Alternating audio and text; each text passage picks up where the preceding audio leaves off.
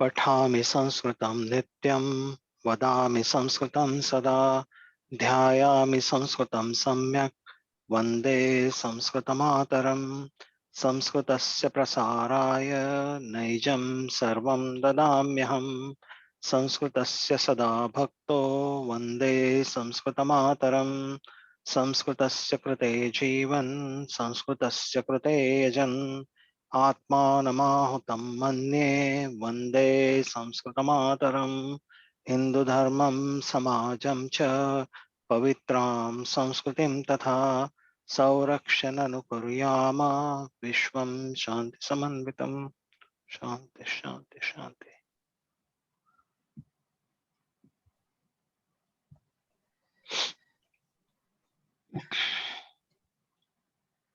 Can you please record the show? Can you please record it? Oh.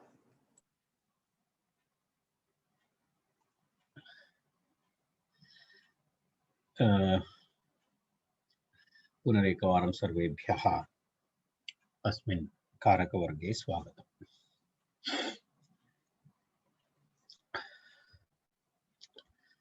अस्माकं पश्यामि एकादशतमः वर्गः एषः। कारकविषये अस्माभिः प्रतिपादितं विभक्तीनां प्रवृत्तौ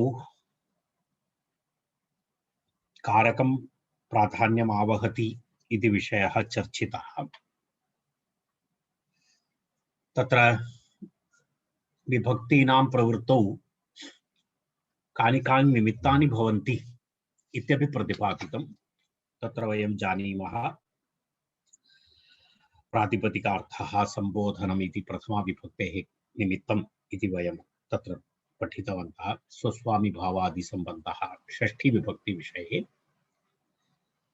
तत्र भिन्न भिन्न कारक विभक्तयः उपपद विभक्तयः तदनन्तरं प्रथमा तदनन्तरं स्वस्वामी भावादि सम्बन्धः इति सम्बन्धार्थः तदनन्तरं कर्म प्रवचनीयः इत्यादि विषयाः विभक्तेः प्रवृत्तौ निमित्तानि इति वयं चर्चितवन्तः। अन्तिमवर्गे तावत्पर्यन्तम् अस्माकं चर्चा जाता। तदनन्तरं इतोपि किञ्चित् अग्रे गतम् अस्माभिः। तत्र प्रथमा विभक्तिः इति विषयः अपि तत्र अस्माभिः चर्चितः। प्रथमा विभक्तौ तत्र कानिचन उदाहरणानि अपि वयं तत्र दृष्टवन्तः। तद् वयं गतसप्ताहस्य वर्गे गौः गोष्ठम् आगच्छति, छात्रेण श्लोकः पठ्यते इत्यादि कर्तरि कर्मणि उदाहरणानि अपि अस्माभिः चर्चितानि। तत्र पुनः कर्तरिप्रयोगे किमर्थं तत्र कर्तुः तत्र तृतीया विभक्ति नास्ति, कर्मणि प्रयोगे किमर्थं कर्मणः तत्र स्थाने प्रथमा विभक्ति भवति, तत्र द्वितीया विभक्ति नास्ति इत्यादि विषये अपि अस्माभिः चर्चा कृता। तस्य कारणम् अनभिहिते इति विषयः अपि अस्माभिः चर्चितः। अनभिहिते कर्तरि तृतीया स्यात्, अनुक्ते कर्मणि द्वितीया स्यात् इत्यादि विषयः चर्चितः। एतावत् पुनः स्मरणं कृत्वा वयम् इदानीम् अग्रे गच्छामः। तर्हि अत्र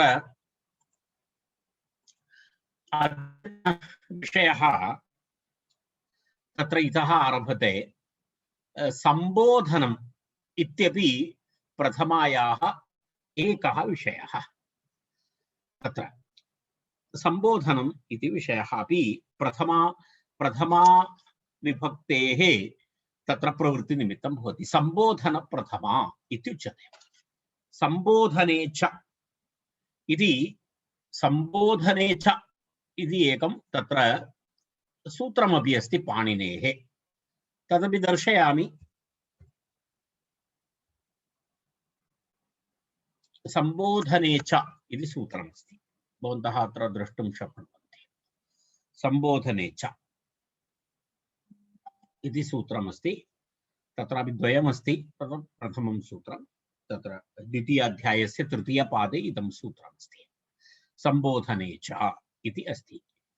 सम्बोधनं नाम आभिमुख्यकरणम् इत्यर्थः। अभिमुखीकृत्य कथनं तदेव सम्बोधनम् इत्युच्यते।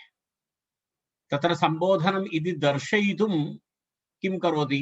तत्र हे इति शब्दस्य प्रयोगं करोति। तत् किमर्थमिति? हे राम मां पाहि।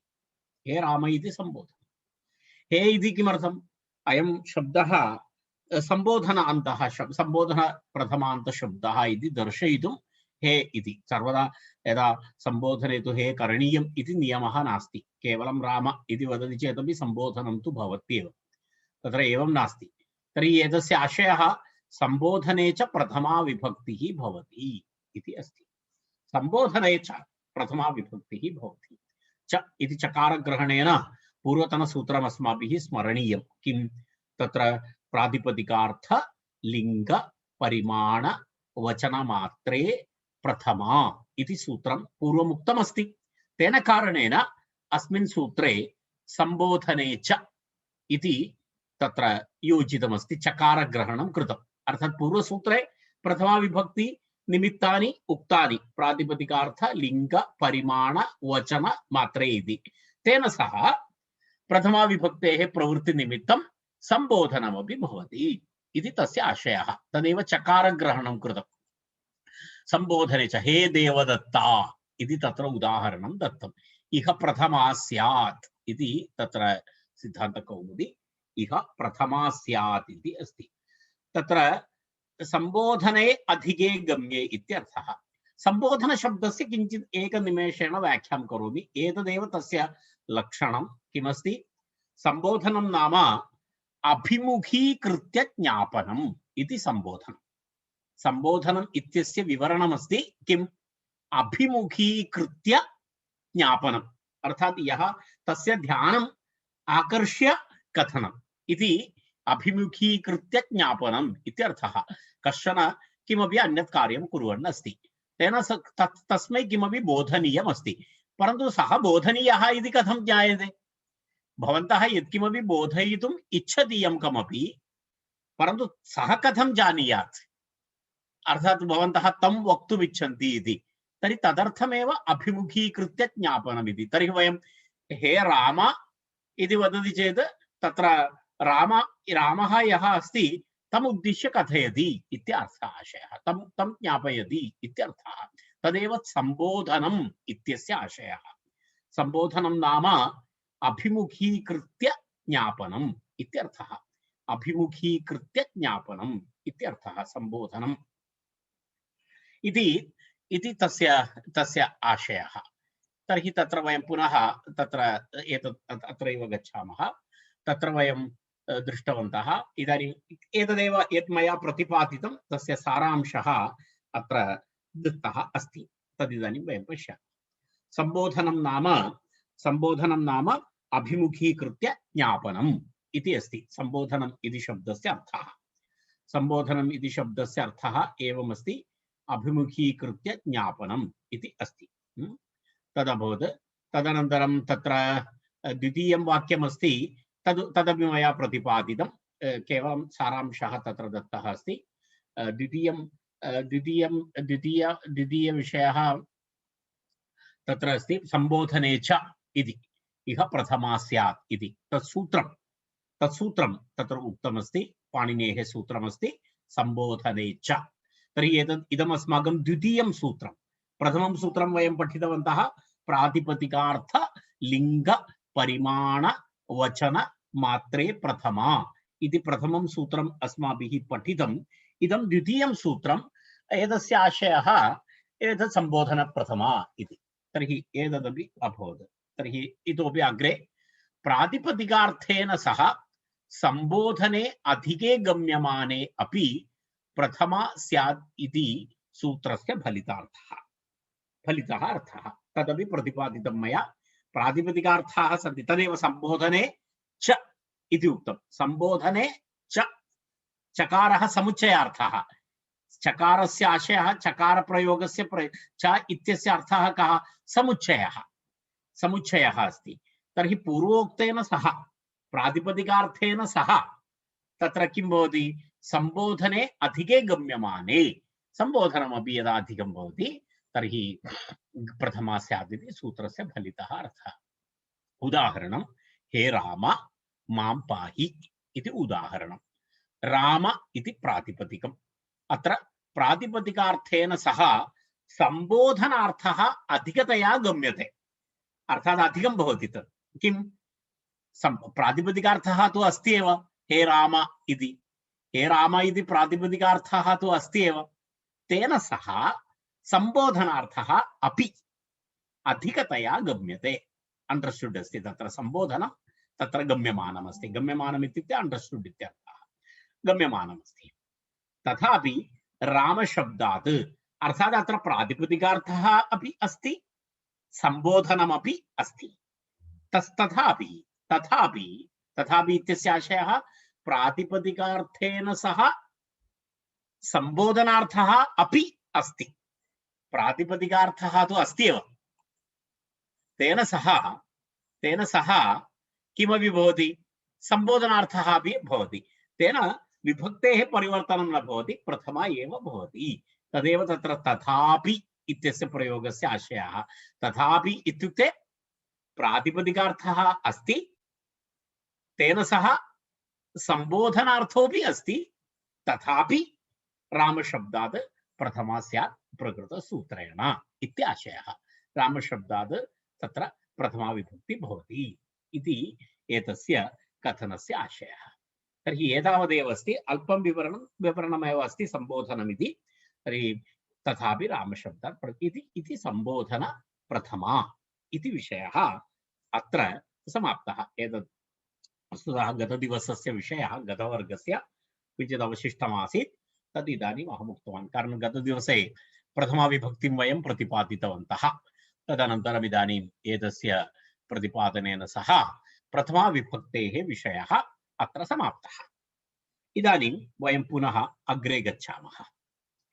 यदा तत्र द्वितीया विभक्तिः इति विषयः, इदानीं द्वितीया विभक्तिः अस्माकम् इदानीं चर्चा विषयः। द्वितीया विभक्तिः दीर्घा विभक्तिः, तत्र दीर्घं विवरणं भवति। एकैकं वयं पश्यामः। तत्र कारकविभक्ति अपि अस्ति, द्वितीयायाः उपपदविभक्ति अपि अस्ति, तदनन्तरं पुनः कर्मप्रवचनीयद्वितीया अपि अस्ति। अर्थात् त्रयाणामपि विवरणम् अस्माभिः करणीयमस्ति। तर्हि तद् वयम् एकैकं पश्यामः। द्वितीया विभक्तेः तत्र एवमस्ति, त्रिधा किं भवति? कारकद्वितीया, उपपदद्वितीया, कर्मप्रवचनीयद्वितीया इति त्रिधा विभज्यते। त्रिधा एतस्य प्रयोगः। वयं जानीमः, एतद् वयं पूर्वं दृष्टवन्तः। तर्हि कारकद्वितीया, उपपदद्वितीया, कर्मप्रवचनीयद्वितीया इति तत्र त्रिधा तत्र एवं भेदः। तत्र पश्यामः, कारकद्वितीया इत्युक्ते किमस्ति? कर्मसंज्ञां द्वितीया विभक्तेः प्रयोगः कुत्र भवति? वयं जानीमः, कर्मणि द्वितीया इति अस्ति खलु। अनुक्ते कर्मणि द्वितीया स्यात्। पश्यामः वयं, कर्मसंज्ञां पुरस्कृत्य प्रवर्तमाना द्वितीया कारकद्वितीया। अर्थात् यत्र कर्मसंज्ञां दर्शयितुं, कर्मकारकं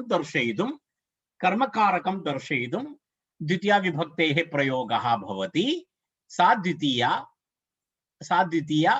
कारकद्वितीया। परिगणितपदानां योगमात्रेण प्रवृत्तमाना द्वितीया उपपदद्वितीया। अर्थात् पार्श्वे यः शब्दः भवति उपपदद्वितीया। यदा वयं जानीमः, वृक्षं उद्यानं परितः वृक्षाः सन्ति इत्यादि प्रयोगाः। तत्र आरक्षकं चोरम् उभयतः आरक्षकाः सन्ति इत्यादि। तत्सर्वं किमस्ति? अन्यस्य पदस्य सान्निध्येन विभक्ति निश्चीयते। तर्हि तत्र तादृशप्रयोगाणां तत्र परिगणितपदानां योगमात्रेण प्रवर्तमाना द्वितीया उपपदद्वितीया इत्युच्यते। तत्र पुनः इतोपि तृतीयमस्ति कर्मप्रवचनीयसंज्ञां पुरस्कृत्य प्रवर्तमाना द्वितीया कर्मप्रवचनीयद्वितीया इत्युच्यते। तदपि वयं दृष्टवन्तः। वृक्षं प्रति विद्योतते विद्युत् इति उदाहरणमपि वयं तत्र दृष्टवन्तः। गतदिवसे वयं पठितवन्तः। यदा उदाहरणमहं दर्शितवान्। इतोपि विस्तरेण उदाहरणानि अत्र भवन्ति अग्रे।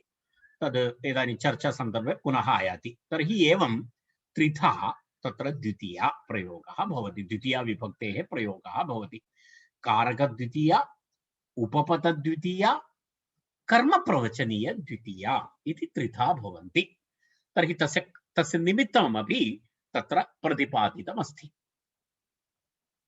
अग्रे गच्छामः।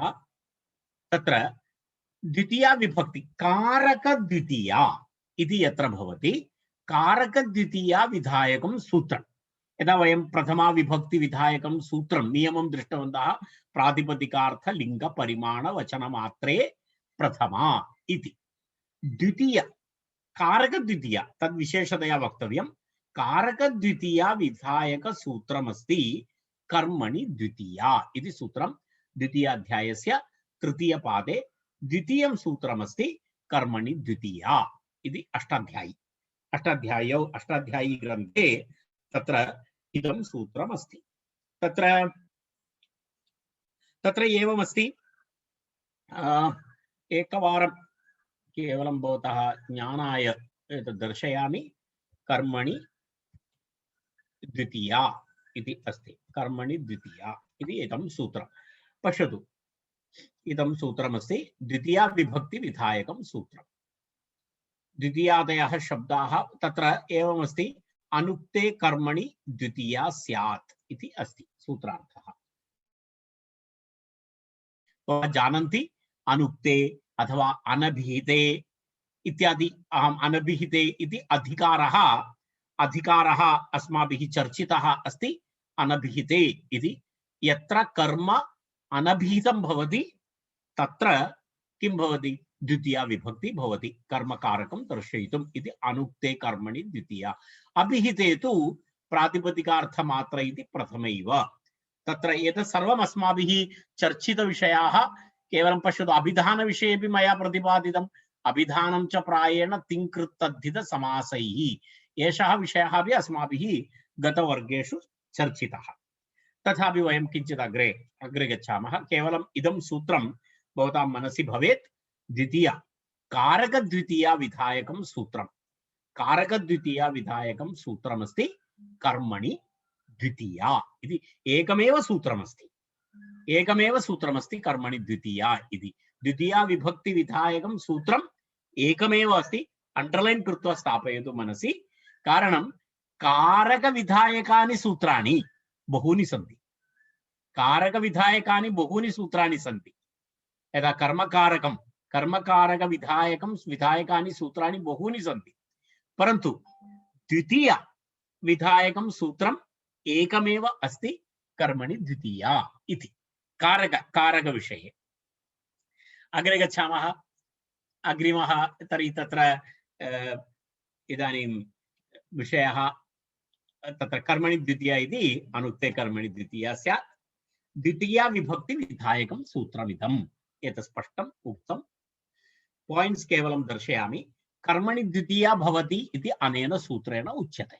स्पष्टमेतत्। कर्मणि इति द्वितीया भवति। अनुक्ते कर्मणि द्वितीया भवति इति अनेन सूत्रेण उच्यते। कर्म इति किमस्ति इति विषयः। इदानीं सूत्रमुक्तं कर्मणि द्वितीया इति। कर्म कारकं दर्शयितुं किं भवति, द्वितीया विभक्ति भवति इति।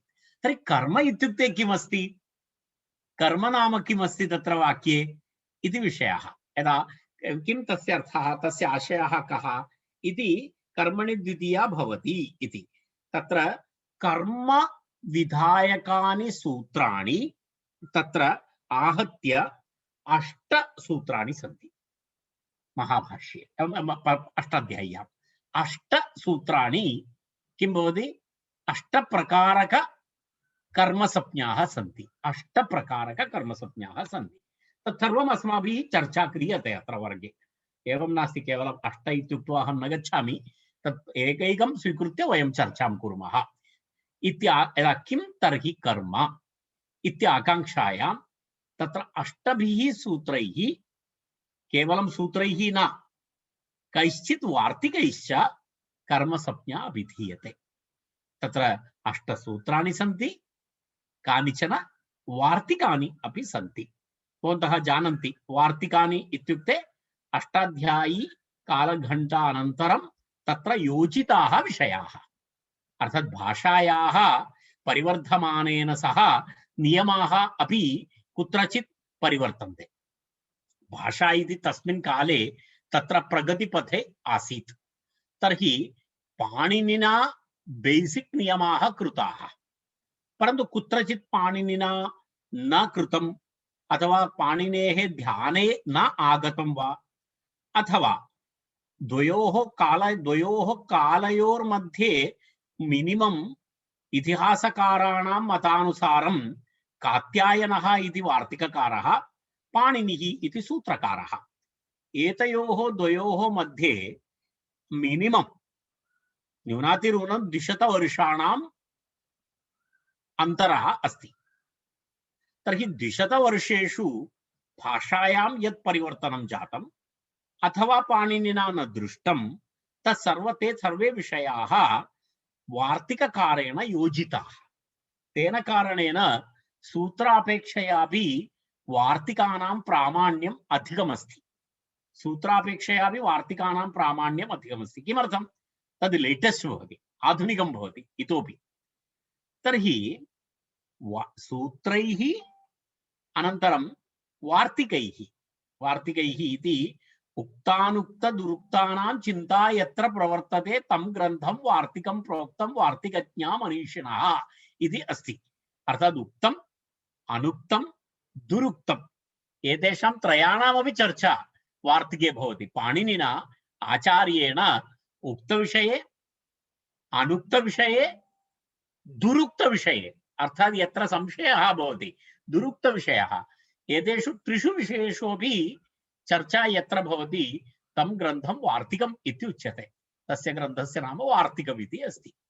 तर्हि तत्र वार्तिकम् इति किञ्चित् विवरणं कृतवान् तावदेव इति आकाङ्क्षायाम् अष्टभिः सूत्रैः कैश्चित् वार्तिकैश्च किं भवति कर्मसंज्ञा अभिधीयते तत्र पश्यतु सर्वैः सूत्रैः एतैः सूत्रैः कर्म निश्चीयते अर्थात् एवमेवं लक्षणम् अस्ति चेत् अत्र कर्मसंज्ञा भवति इति कर्मविधायकानि सूत्राणि अष्ट एतैः सूत्रैः किं भवति इदं कर्म इति निर्णये जाते प्रकृतसूत्रेणैव द्वितीया प्रवर्तनीया द्वितीया विभक्ति विधायक सूत्रमस्ति किं कर्मणि द्वितीया एकमेव सूत्रमस्ति संज्ञा विधायकानि सूत्राणि कति सन्ति अष्ट सूत्रैः संज्ञा विधीयते अत्र कर्म अस्ति एवं अत्र कर्म भवति अत्र कर्म भवति अत्र कर्म भवति इति अष्ट सूत्रैः कर्मलक्षणम् उच्यते परन्तु विभक्ति विधायक सूत्रम् एकमेव अस्ति कर्मणि द्वितीया इति भवन्तः अन्यथा एकैक सूत्रेण कर्म संज्ञा विधीयते तथा पुनः पुनः द्वितीया भिन्न भिन्न सूत्रेण न भवति कर्म संज्ञा विधायकं सूत्रम् एकं संज्ञा विधायकानि सूत्राणि अष्ट कर्म संज्ञा विधायकानि सूत्राणि अष्ट इति तदेव ज्ञातव्यं तर्हि अष्ट तत्र तेन सह एकमेव सूत्रं भवति एतैः सूत्रैः इदं कर्म इति निर्णये जाते तत्र पुनः प्रकृतसूत्रेणैव द्वितीया प्रवर्तनीया इति उक्तम् अग्रे अतः कर्मसंज्ञा विधायकानि एतत् मेन पॉइंट कर्मसंज्ञा विधायकानि सूत्राणि बहूनि कर्मसंज्ञाम् अवलम्ब्य द्वितीया विभक्ति विधायकम् एकमेव सूत्रम् इति तत् एक पॉइंट अस्ति किमस्ति अतः कर्मसंज्ञा विधायकानि सूत्राणि बहूनि सन्ति कर्मसंज्ञाम् अवलम्ब्य द्वितीया विधायकं सूत्रम् एकम्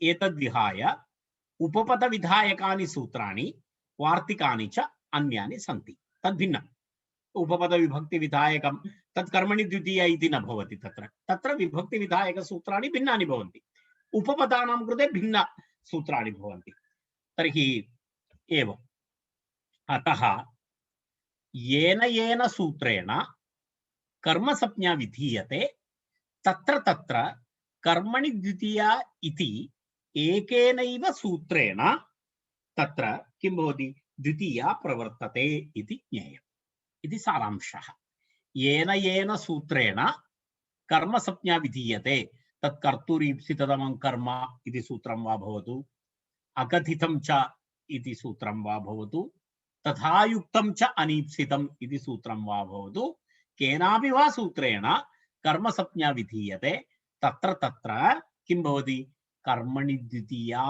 इति एकेनैव सूत्रेण द्वितीया प्रवर्तते इति ज्ञेयम् इति तस्य आशयः। इदानीं पाणिनेः अयं नियमः एतत् केवलं द्वितीया विभक्तेः इति विषयः नास्ति अग्रेपि सर्वासु विभक्तिषु अयमेव नियमः अर्थात् विभक्ति विधायक कारक विभक्ति विधायक सूत्रम् एकमेव भवति कारक विधायकानि सूत्राणि संज्ञा कारक संज्ञा विधायकानि सूत्राणि बहूनि भवन्ति इति एषा एव सरणी अर्थात् एषा संप्रदायः सर्वासु कारक विभक्तिषु एषैव सरणिः आहता पाणिनिना इति स्मरणीयम् इति यदा अग्रेपि एवमस्ति यदा तत्र कर्तृकर्णयोः तृतीया इति अस्ति तृतीया विभक्ति एकमेव सूत्रमस्ति अग्रे गत्वा वयं पश्यामः सम्प्रदाने चतुर्थी चतुर्थी सम्प्रदाने संप्रदानार्थे चतुर्थी विभक्ति भवति संप्रदाय विधायक सूत्राणि बहूनि सन्ति संप्रदान विधायकानि सूत्राणि बहूनि सन्ति परन्तु तत्र किं नास्ति संप्रदानं तु अनेक सूत्राणि परन्तु तत्र किं चतुर्थी विभक्ति विधायक सूत्रं तु एकमेव अस्ति एवम् अग्रेपि पंचमी वा भवतु सप्तमी वा भवतु एवम् आहत्य द्वितीया तृतीया चतुर्थी पंचमी सप्तमी इति पंचकारक विभक्तयः इदानीम् अग्रे गच्छामः इदानीं वयम् एकैकं स्वीकृत्य चर्चां कुर्मः तत्र वयम् उक्तवन्तः अष्टसूत्रैः वयं किं कुर्मः इति कर्मसंज्ञा विधायकम् अस्ति इति वयं चर्चितवन्तः इदानीं तस्य एकैकं स्वीकृत्य चर्चां कुर्मः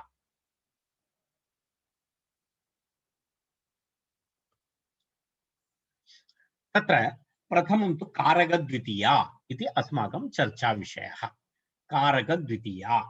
कारकद्वितीया इति तत्र चर्चायां तत्र किं भवति कारकद्वितीया इति तत्र उदाहरणेन सह तत्र चर्चा क्रियते उदाहरणेन सह तत्र चर्चा अस्ति पाचकः प्रथमं वाक्यमेकं दत्तमस्ति पाचकः तण्डुलान् पचति पाचकः तण्डुलान् पचति इति एकम् उदाहरणं तत्र दत्तमस्ति वाक्यस्य अर्थं भवन्तः जानन्ति तत्र सूत्रमस्ति कर्तुरीप्सिततमं कर्म इति सूत्रमस्ति पाणिनेः सूत्रं प्रथमं सूत्रमेतत् कर्मसंज्ञा विधायकं प्रथमः नियमः कर्तुरीप्सिततमं कर्म कर्तुः क्रियया आप्तुम् इष्टतमं कारकं कर्मसंज्ञं स्यात् इति अस्ति तत्र कर्मसंज्ञं स्यात् इति अस्ति कर्तुः क्रियया आप्तुम् इष्टतमं कारकं तत्र एक मुद्रणदोषः जातः कर्मसंज्ञं स्यात् इति अस्ति तत्र अर्थात् कर्ता क्रिया द्वारा यत् सम्पादयितुम् इच्छति तस्मिन् विषये अस्ति तद् अग्रे अग्रे प्रतिपादनेन भवन्तः अवगन्तुं शक्नुवन्ति तदहं यदा विवरणं करोमि तदा पश्यामः तस्य आशयः कः इति अग्रे अस्ति। यदा पश्यतु अस्मिन् वाक्ये पाचकः तण्डुलान् पचति इत्यत्र पाचकः कर्ता यद् स्पष्टमस्ति। अत्र अस्मिन् वाक्ये पाचकः इति कर्ता भवति। तत्र पाकक्रियया आप्तुम् इष्टतमः तण्डुलः अस्ति। अर्थात् पाकक्रियया यत्किमपि परिवर्तनं जायते, यत्किमपि कर्तुं तत् कुत्र भवितुमिच्छति? तण्डुले भवितुमिच्छति। सत्यं खलु? अर्थात् पाकक्रियया प्राप्तुम् आप्तुम् इष्टतमः किमस्ति? तण्डुलः अस्ति। तस्मात् तण्डुलः कर्म भवति। अतः कर्मभूतात् तण्डुलात् कर्मणि द्वितीया इति द्वितीया विभक्ति भवति इति एवं नियमः। पश्यतु अत्र पचति इति क्रियापदं, पाचकः इति कर्ता, कर्ता स्वक्रिया द्वारा किं प्राप्तुमिच्छति, किम् आप्तुमिच्छति तत्र, अथवा तस्य यत्किमपि तत्र प्रवृत्ति भवति, फलं भवति, तस् कुत्र भवति? तण्डुले भवति। तत् पूर्वं वयम् उक्तवन्तः, फलाश्रयः कर्म, फलाश्रयः कर्म, व्यापाराश्रयः कर्ता। स्मरति खलु? यथा धातोः अर्थद्वयं, फलं व्यापारः च। व्यापारस्य आश्रयः कर्ता भवति, फल आश्रयः कर्म भवति इति उक्तम्। अत्रापि एवमस्ति। कर्ता पचति इति क्रिया द्वारा यत्किमपि फलमस्ति तद् कुत्र भवति? तद् किमस्ति? तण्डुले अस्ति, तण्डुले अस्ति। तेन कारणेन तस्य पाकक्रियया आप्तुम् इष्टतमः तत्र तण्डुलः तत्र कर्म इति भवति। फलाश्रयः कर्म भवति। कारणं पाकक्रिया पाचके न भवति। पाकक्रिया कुत्र भवति? तण्डुले भवति खलु पाकः। तत्र तेन कारणेन तत्र तण्डुलः कर्म। अतः कर्मभूतात् तण्डुलात् कर्मणि द्वितीया इति द्वितीया विभक्ति भवति। तत्र कर्तुरीप्सिततमं कर्म इति नियमः। तत्र पुनः तत्र इतोपि अग्रे चर्चा भवति। अपरम् एकं पश्यामः। पान्थः, इदानीम् एकमेव उदाहरणम् अस्माभिः दत्तं कर्तुरीप्सिततमं कर्म इत्यस्य एकमेव उदाहरणमस्ति। एवम् अन्यवाक्येषु अपि वयं द्रष्टुं शक्नुमः। बालः पाठं पठति, बालः पाठं पठति इत्यत्रापि एवमस्ति। पठति इति क्रिया, बालः इति तत्र कर्ता, तस्य आप्तुम् इष्टतमः तत्र पाठः अस्ति। तस्मात् पाठः कर्म, कर्मभूतात् पाठात् कर्मणि द्वितीया इति द्वितीया भवति। एवं चलति। तर्हि सर्वत्र एतदेव एप्लिकेबल भवति। कर्तुरीप्सिततमं कर्म इति प्रथमः नियमः। एक नियमः द्वितीया विभक्तेः कारकद्वितीया इति। तत् कर्तुः ईप्सिततमं कर्म इति अस्ति। इदानीम् अपरप्रकारस्य एकं कर्म भवति। तत् कीदृशम् अस्ति इति वयम् अग्रिम उदाहरणेन पश्यामः। तत्र एकं वाक्यमस्ति। पान्थः, यात्रिकः, पान्थः ग्रामं गच्छन् तृणं स्पृशति इति एकं वाक्यम्। अपरम् एकं वाक्यं दत्तमस्ति, विषं भुङ्क्ते इति अपि अस्ति। वाक्यद्वयं तत्र दत्तमस्ति। अत्र एतस्मिन् वाक्ये पान्थः ग्रामं गच्छन् तृणं स्पृशति। अत्र कर्मद्वयमस्ति। राइट? किं किं भवति? पश्यतु, ग्रामः कर्म भवति, तृणम् अपि कर्म भवति, कर्म भवति। गच्छन् इति तत्र क्रियाविशेषणं, शत्रुप्रत्ययान्तः क्रियाविशेषणं, तस्य गमनक्रियायाः कर्म भवति। तत्र किमस्ति? ग्रामः, ग्रामः। राइट? अत्र संशयः एव नास्ति। गमनक्रिया, कर्तुः क्रियया आप्तुम् इष्टतमम् अस्ति ग्रामः। ग्रामं गन्तुम् इच्छति खलु सः। तर्हि ग्रामः इति आप्तुम् इष्टतमः। तेन कारणेन ग्राम इति कर्म भवति। इष्टतमः अस्ति खलु तत्, अर्थात् अत्यन्तम् इष्टतमः, अर्थात् मुख्यम्। परन्तु गमनकाले पद्भ्यां गच्छति, पुरातनकालस्य उदाहरणमस्ति इति कृत्वा पद्भ्यां गच्छति, तर्हि मार्गे तृणानि भवन्ति, तस्यापि स्पर्शः भवति गमनकाले। तर्हि तद् इष्टतमः अस्ति वा, ईप्सिततमः अस्ति वा? सः तृणं स्प्रष्टुमेव गच्छति वा, गृहतः निर्गतवान् वा? तथा नास्ति, तथा नास्ति, ईप्सिततमः नास्ति, सः ईप्सिततमः विषयः नास्ति। तथापि तत्र कर्म भवति, तथापि तत्र कर्म भवति। तस्य कृते अपरः कश्चन नियमः अस्ति, तथा युक्तं च अनीप्सितम् इति तत्र नियमः। तत्र एवं नियमः अस्ति, पश्यतु, तथा युक्तं च अनीप्सितम् इति अस्ति। तत्र एका क्रिया ईप्सिततम क्रिया, ईप्सिततम क्रिया एका, तेन सह अनीप्सितं किमपि भवति। तत् एवं नास्ति, तत् करणीयम् इति नास्ति, तद् ईप्सिततमं नास्ति, परन्तु भवति तेन सह। तर्हि तादृशी क्रिया भवति अनीप्सितक्रिया भवति, अनीप्सितकर्म भवति। ईप्सिततमवत् क्रियया युक्तम् अनीप्सितमपि कारकं कर्मसप्ञं स्यात् इति नियमः अत्र। अर्थात् तत्र एक ईप्सितक्रिया अस्ति, ग्रामगमनं, तेन सह तृणस्पर्शः ईप्सिततमं नास्ति, अनीप्सितमस्ति, तत्तु तत्र तस्य उद्देशः नास्ति। तेन तथापि तत्र किं भवति, अनीप्सितमपि कारकं कर्मसप्ञं स्यात् इति तत्र नियमः। तत्र एवं नियमः अस्ति। पश्यामः वयं तस्य कथमस्ति इति विवरणं पश्यामः। ईप्सिततमं कर्म भवति इति पूर्वसूत्रेण उक्तं, रैट्? कर्तुरीप्सिततमं कर्म, तद्वयं जानीमः, रैट्? तत्र संशयः नास्ति।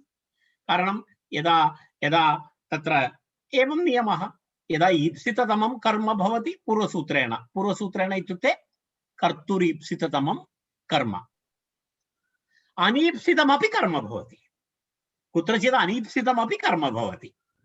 यदा एतस्य उदाहरणम् एतत् अत्र वयं पश्यामः, तत् कथम् इति प्रश्नः। कथम् अनीप्सितं कथं कर्म भवति इति तत्र प्रश्नः। यदा उदाहरणाय एकं दर्शयति, तत्र भक्तः गंगां स्पृशति इति एकं वाक्यं। किमस्ति? भक्तः गंगां स्पृशति। तत्र भक्तस्य स्पर्शनक्रियाजन्यसंयोगः गंगायां भवति, रैट्? तत्र कश्चन संयोगः भवति खलु, भक्तस्य स्पर्शः गंगायां भवति। तर्हि तत्र किम् अस्ति? गंगायां भवति, तत्र ईप्सिततमम् अस्ति। तथैव अपरं वाक्यं किमस्ति? पान्थः ग्रामं गच्छन् तृणं स्पृशति, अत्रापि स्पृशति अस्ति। पूर्व उदाहरणेपि स्पृशति अस्ति क्रिया। भक्तः गंगां स्पृशति इत्यत्रापि स्पृशति इति क्रिया अस्ति। ग्रामं गच्छन्, पान्थः ग्रामं गच्छन् तृणं स्पृशति इत्यत्रापि स्पृशति इति क्रियापदम् अस्ति। परन्तु यदा अपि तत्र पश्यतु, अत्रापि पान्थस्य स्पर्शनक्रियाजन्यसंयोगः तृणे भवति। इतयोः द्वयोः मध्ये भेदः कः? पूर्वत्र इत्युक्ते भक्तः गंगां स्पृशति इत्यत्र भक्तः स्वयं चिन्तयति, अहं गंगां स्पृशामि, अहं गंगां स्पृशामि। तत्र ईप्सिततम अस्ति। भक्तः चिन्तयति किम्? अहं गंगां स्पृशामि इति तत्र भक्तस्य इच्छा अस्ति, भक्तस्य इच्छा अस्ति। अतः गंगा ईप्सिततमा तत्र। तेन कारणेन तत्र कर्तुरीप्सिततमं कर्म इति कर्मसंज्ञा भवति। रैट् कारणं भक्तः इच्छति अहं गङ्गां स्पृशामि इति परन्तु द्वितीयम् उदाहरणं तत्र तृणं स्पृशति इति अस्ति अत्र तु पान्थस्य तृणं स्पृशामि इति इच्छा नास्ति द्वितीयवाक्ये तृणं स्पृशामि इति इच्छा नास्ति तस्य इच्छा कुत्र अस्ति ग्रामगमने अस्ति पान्थः पान्थः ग्रामं गच्छन् तृणं स्पृशति तर्हि द्वितीयवाक्ये तृणस्पर्शः तत्र किं नास्ति इच्छा विषयः नास्ति इच्छा विषयः अस्ति ग्रामगमनं तस्य कर्तुरीप्सिततमं कर्म इति सूत्रेण कर्मसंज्ञा भवति तृणस्पर्शः तु ईप्सिततमः नास्ति तर्हि तत्र का संज्ञा भवति का विभक्ति भवति इति प्रश्नः तर्हि तदपि ईप्सिततमवत् क्रियया युक्तमपि अस्ति तद्वदेव अस्ति तर्हि तत्र तथापि तत्र किमस्ति क्रियाजन्य तत्र किमस्ति तत्र तथापि तत्र किं भवति तत्र इच्छा नास्ति चेदपि तत्र किमस्ति ईप्सिततमवत् क्रियाजन्य तत्र एवमस्ति संयोगरूप फलाश्रयत्वात् तत्रापि कर्मसंज्ञा प्राप्नोति तत्रापि कर्मसंज्ञा भवति ईप्सिततमवत् सर्वम् अत्र भवति इच्छां विना इत्यर्थः यदा ईप्सिततमवत् यत्किमपि भवति तत् सर्वम् अत्रापि भवति यदा ग्रामं गच्छन् इत्यत्र यद् भवति तत् सर्वं तृणं स्पृशति इत्यत्रापि भवति परन्तु भेदः यदा गङ्गां स्पृशति इत्यत्र इच्छया भवति तृणं स्पृशति इत्यत्र अनिच्छया भवति इच्छां विना भवति इति भेदः तर्हि पान्थः ग्रामं गच्छन् तृणं स्पृशति इत्यत्र ग्रामः इति ईप्सिततमः एव इति कर्तुरीप्सिततमं कर्म इति सूत्रेणैव कर्मसंज्ञा भवति स्पष्टम् एतत् द्वितीयं तत्र तृणं स्पृशति इत्यत्र तत्र किं भवति तृणं तु उदासीनं न्यूट्रल् तत्र इच्छा नास्ति उदासीनमस्ति उदासीनम् इति न्यूट्रल् इत्यर्थः यतः तृणस्पर्शः गमनसमये न अन्तरीयकतया भवति न तु पान्थस्य इच्छया तथापि स्पर्शजन्य संयोगः तु अस्ति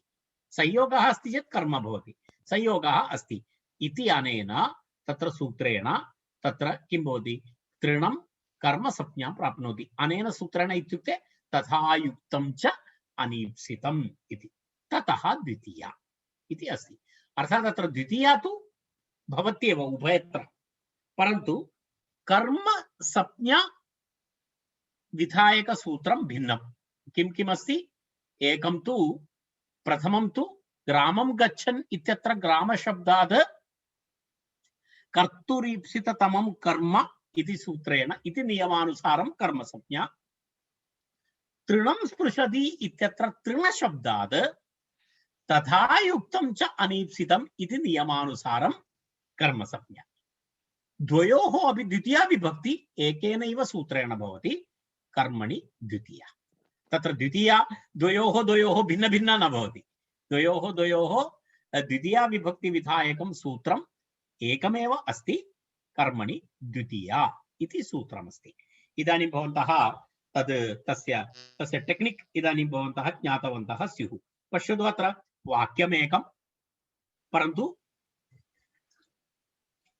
द्वितीया विभक्ति पदद्वये द्वितीया विभक्तेः कारणं कर्मसंज्ञा परन्तु कर्मसंज्ञा भिन्न भिन्न सूत्रैः कर्मसंज्ञा भवति अत्र कर्तुरीप्सिततमं कर्म इति प्रथमं मुख्यकर्म अनीप्सितकर्म इत्युच्यते एतस्य कर्मणः नाम अस्ति अनीप्सितकर्म पूर्वकर्म ईप्सिततम कर्म इति अस्ति तर्हि ईप्सिततम कर्म इति एकप्रकार कर्म द्वितीयः प्रकारः अस्ति अनीप्सित कर्म इति अस्ति। अर्थात् तत्रापि एवमेव नियमः भवति इति एतस्य विवरणम् एतावत् अस्ति। तत्र इतोपि वयम् अत्र एकं वाक्यं वयम् इतोपि तत्र दृष्टवन्तः। विषं भुङ्क्ते इत्यत्र एतत् एकः प्रकारः अस्ति। विषं भुङ्क्ते इति अपरम् एकम् उदाहरणं। विषं भुङ्क्ते अच्छा एतस्मिन् इतोपि एकवाक्यम् अस्ति। अत्र तृणस्य उदासीनत्वे अपि इच्छां वर्जयित्वा ईप्सिततमवत् सर्वम् अस्ति इति कर्मसंज्ञा भवति इति ज्ञेयं। रैट्, तत्र चिन्ता नास्ति। अस्तु, अग्रे गच्छामः। पश्यतु, देवदत्तः विषं भुङ्क्ते। देवदत्तः इति कश्चन पुरुषः अपर राज्यं गतवान् वा अथवा केनापि कारणेन सः शत्रुहस्तं पतितवान्। तं मारयितुं, देवदत्तं मारयितुं वैरिणा निगृह्यमाणः तं तस्य वधं कर्तुम् इच्छति इति कृत्वा तस्मै किं ददाति? विषं ददाति। विषं ददाति। सः विषं भुङ्क्ते। सः विषं भुङ्क्ते। पश्यतु, विषखादने देवदत्तस्य रुचिः अस्ति वा? नास्ति। लड्डुकं भुङ्क्ते, मोदकं भुङ्क्ते। सः मोदकं भुङ्क्ते, सः विषं भुङ्क्ते। सन्दर्भः भिन्नः, परन्तु भोजनक्रिया तु भवत्येव। भोजनक्रिया तु भवत्येव, परन्तु भेदः कः? मोदकं भुङ्क्ते इत्यत्र अथवा ओदनं भुङ्क्ते इत्यत्र देवदत्तः ओदनं भुङ्क्ते इत्यत्र किमस्ति? प्रक्रिया तु समाना। भोजनक्रियायाः प्रक्रिया नाम किमस्ति? यदा मुखे स्थापयति गल बिल अथ संयोगः भवति। अर्थात् मुखद्वारा तत् किं भवति? गल अधः गच्छति। मोदकं खादति चेदपि एवमेव भवति, विषं खादति चेदपि एवमेव भवति। तत्र भेदः नास्ति। अर्थात् खादने भेदः नास्ति, परन्तु भेदः तदनुकूलव्यापारेपि भेदः नास्ति। तदेव तत्र उक्तं। पश्यतु, देवदत्तः ओदनं भुङ्क्ते इत्यत्र भुज धातु भुङ्क्ते। भुङ्क्ते इत्यत्र कः धातुः? भुज। भुज धातोः अर्थः कः? फलं किमस्ति? गल बिल अथ संयोगः। इत्युक्ते वयं यत्किमपि खादामः इत्युक्ते तस्य फलं किमस्ति? तद् मुखद्वारा उदरपर्यन्तं गच्छति। तदेव गल बिल अथ संयोगरूपं फलं। तत् अनुकूलव्यापारश्च। अत्र देवदत्तः ओदनं भुङ्क्ते इत्यत्र गल बिल अथ संयोगरूप फलाश्रयत्वेन इष्यमाणः ओदनः। अर्थात् इच्छति तत्र किं खादितुम् इच्छति? ओदनं खादितुम् इच्छति। तर्हि इष्यमाणः ओदनः। अतः तस्य कर्मसंज्ञा यथा भवति तथैव विषं भुङ्क्ते इत्यत्रापि इच्छायाः अभावे अपि, इच्छा नास्ति तस्य, इच्छायाः अभावे अपि पूर्वोक्त गल बिल अथ संयोग रूप बलाश्रयत्वात् विषस्य कर्मसंज्ञा अनेन सूत्रेण भवति। तत्र किमस्ति? तत्र अनिच्छयापि तत्र संयोगरूपं फलमपि अस्ति, तदनुकूलव्यापारः अपि अस्ति। परन्तु किं नास्ति? इच्छा नास्ति। इच्छा नास्ति, ईप्सिततम नास्ति, ईप्सिततमत्वं नास्ति तत्र। परन्तु प्रक्रिया तु भवत्येव।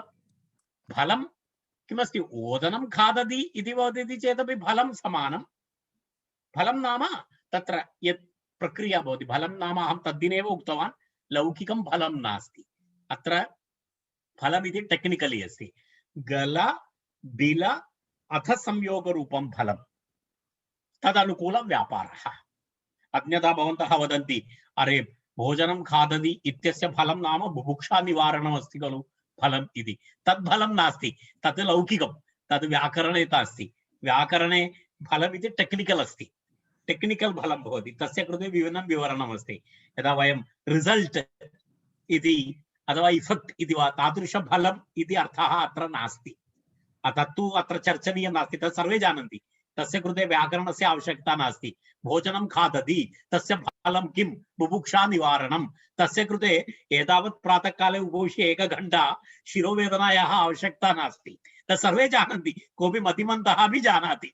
भोजनस्य फलं किं? बुभुक्षा निवारणम् इति सर्वे जानन्ति। तदर्थं भवन्तः एतस्य कृते उपवेशनस्य आवश्यकता नास्ति। एतत् टेक्निकल् अस्ति फलं। तर्हि गल बिल अथ संयोगरूपं फलं तदनुकूल व्यापारः। उभयत्रापि विषं भुङ्क्ते इत्यत्रापि फलम् अस्ति, व्यापारोऽपि अस्ति समानम्।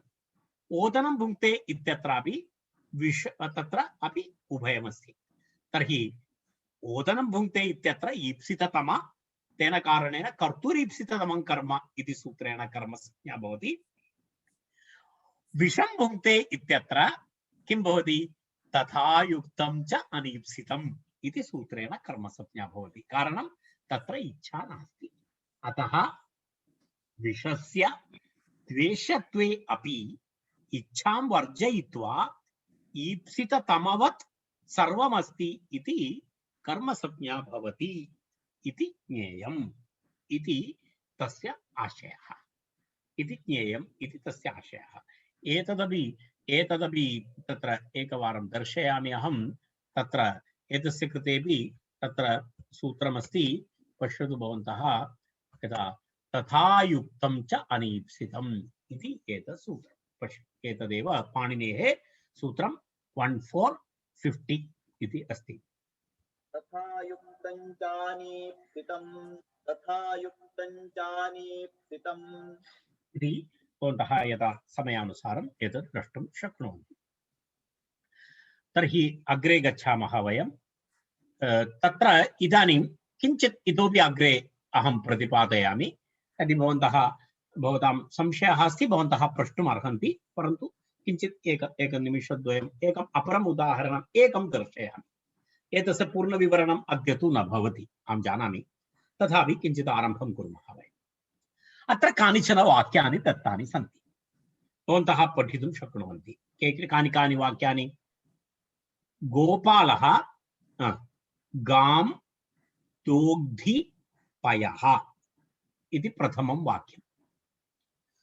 द्वितीयं वाक्यमस्ति वामनः बलिं याचते वसुधाम् इति द्वितीयं वाक्यं।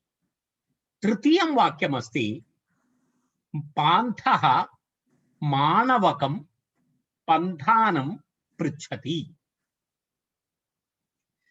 अन्यत् गुरुः बालं धर्मं ब्रूते।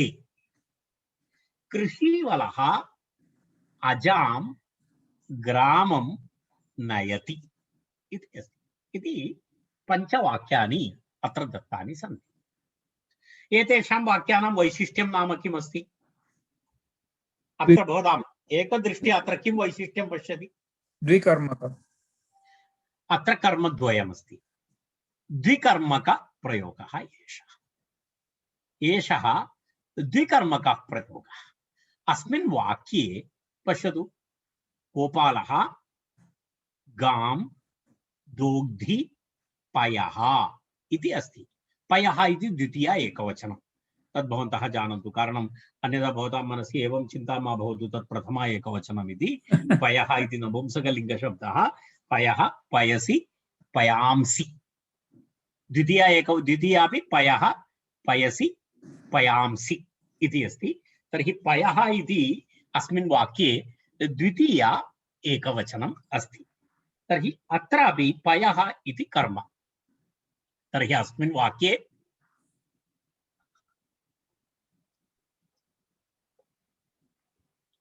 गाम् इति तत्र कर्म अस्ति, द्वितीया अस्ति। पयः इति कर्म अस्ति, द्वितीया अस्ति। क्रियापदम् एकमेव अस्ति। पूर्व उदाहरणे भवन्तः चिन्तयन्ति भवान् तदेव रिपीट् करोति, पूर्वमपि भवान् एवमेव उक्तवान्, तत्रापि एककर्म द्वितीयकर्म इति, अत्रापि द्वितीयकर्म एककर्म इति। तर्हि कः भेदः? तदेव भवान् टैम् पास् करोति इति न चिन्तयतु। पूर्वतनवाक्ये क्रियाभेदः आसीत्। भवन्तः जानन्ति, पूर्वतनं वाक्यमेकं स्मरतु। पान्थः ग्रामं गच्छन् तृणं स्पृशति। तत्र क्रियाद्वयम् आसीत्, स्मरति खलु? गच्छति इति गमनक्रिया, गच्छन् इति, अनन्तरं स्पृशति इति स्पर्शक्रिया। अस्मिन् वाक्ये वैशिष्ट्यं किमस्ति? अत्र क्रियापदम् एकमेव अस्ति। अत्र क्रियापदम् एकमेव अस्ति, द्वयं नास्ति। सर्वेषु वाक्येषु समानं। भवन्तः पश्यन्तु, गोपालः गां दोग्धिपयः इति एकमेव क्रियापदं। वामनः बलिं याचते वसुधां याचते। पान्थः माणवकं पन्थानं पृच्छति। गुरुः धर्मं बालं धर्मं ब्रूते इति एकमेव। कृषीवलः अजां ग्रामं नयति इति तत्र अपरम्। तर्हि एतादृशवाक्यानि द्विकर्मकवाक्यानि। अत्र यत्कमपि क्रियापदमस्ति तत् वस्तुतः द्विकर्मकक्रिया इत्युच्यते। द्विकर्मकक्रिया इति उच्यते। अर्थात् अत्र क्रियापदं यदस्ति तद् द्विकर्मकं भवति। अर्थात् तत्र कर्मद्वयं तत्र भवति। वयं जानीमः, बेसिक् एककर्म तु वयं पठितवन्तः। तत् किं? कर्तुरीप्सिततमं कर्म। कर्तुरीप्सिततमं कर्म इति वयं जानीमः। अत्र दोहनक्रिया भवति। प्रथमं वाक्यं पश्यामः। अत्र दोहनक्रिया अस्ति। तर्हि प्रथमम् अस्माभिः किं द्रष्टव्यम्? एकं मार्क् करणीयम्। अत्र मुख्यकर्म किमस्ति, अर्थात् ईप्सिततमक्रिया का अस्ति? अपरस्य क्रियायाः विषये एव अस्माभिः चर्चा करणीया। मुख्यकर्मणः विषये चर्चा न करणीया। किमर्थं? वयं जानीमः कर्तुरीप्सिततमं कर्म। भवन्तः वदन्तु, अत्र कर्तुरीप्सिततमं किमस्ति? पयः। पयः स्पष्टं। पयः स्पष्टमस्ति तत्र। तेन कारणेन तस्य शब्दस्य विषये अस्माभिः चर्चा न करणीया। किमर्थं? वयं जानीमः गोपालस्य ईप्सिततमं किमस्ति तत्र? पयः। स्पष्टं। तेन कारणेन पयः इति शब्दः मुख्यकर्म अस्ति। कर्तुरीप्सिततमं कर्म इति कर्मसंज्ञा। कर्मणि द्वितीया इति द्वितीया विभक्ति। अत्र संशयलेशोऽपि न। विषयः एषः, गाम् इति कथं कर्म भवति? गाम् इति कर्म भवति। वस्तुतः दोहनक्रियायां गौ अस्ति, तस्य किं स्थानमस्ति? दोहनं कुतः चलति? दोहनं तत्र कस्मात् करोति? गोः पयः दोग्धि। गौ वस्तुतः अपादानमस्ति। एकवारं चिन्तयतु न। गां दोग्धि इति वयं वदामः, पयः गां दोग्धि इति वदामः वयं वाक्ये, परन्तु वस्तुतः ईप्सिततममस्ति वा गौ? अत्र गौ ईप्सिततमं नास्ति। अत्र वस्तुतः गौ इतः दोहनक्रिया नाम किं भवति? तत्र दोहनक्रियायां तत्र किं भवति? दुग्धं ततः निष्कासयति। तर्हि गौ वस्तुतः अपादानमस्ति। गोः पयः दोग्धि इति भवति। सत्यं खलु? गौ अपादानं भवति खलु, ततः विश्लेषः भवति दुग्धस्य। परन्तु अत्र द्वितीयया प्रयुज्यते, गां दोग्धि इति। तादृश कश्चन नियमः अस्ति, द्विकर्मकनियमः। तस्य कृते इदं सूत्रमस्ति, अकथितं च इति सूत्रमस्ति। तर्हि कर्मसंज्ञाविधायकम् अस्माकं तृतीयं सूत्रमस्ति, अकथितं च। कर्तुरीप्सिततमं कर्म इति प्रथमं, तथा युक्तं च अनीप्सितम् इति द्वितीयम्, इदानीं तृतीयमस्ति अकथितं च इति तत्र तृतीयं सूत्रम्। एतस्मिन् विषये अकथितं च इति सूत्रविषये वयम् अस्माकम् अग्रिमवर्गे वयं प्रतिपादयामः।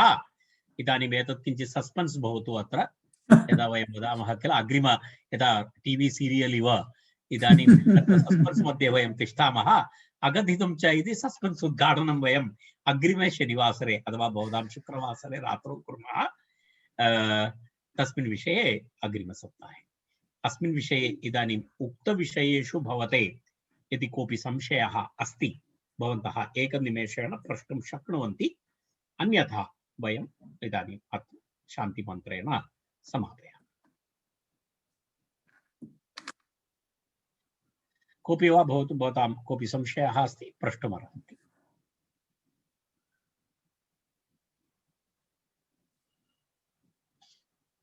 अस्तु, माधव महोदय शान्तिमन्त्रम्। हम सर्वे भवन्तु सुखिनः, सर्वे सन्तु निरामयाः, सर्वे भद्राणि पश्यन्तु, मा कश्चित् दुःखभाग् भवेत्। ओम शांति शांति शांति। हरि ओम श्री गुरुभ्यो नमः। बहुत धन्यवाद। शुभ रात्रि। धन्यवादः। धन्यवाद महोदय। शुभ धन्यवादः। रात्रि। धन्यवादः। धन्यवादः। धन्यवादः महोदय।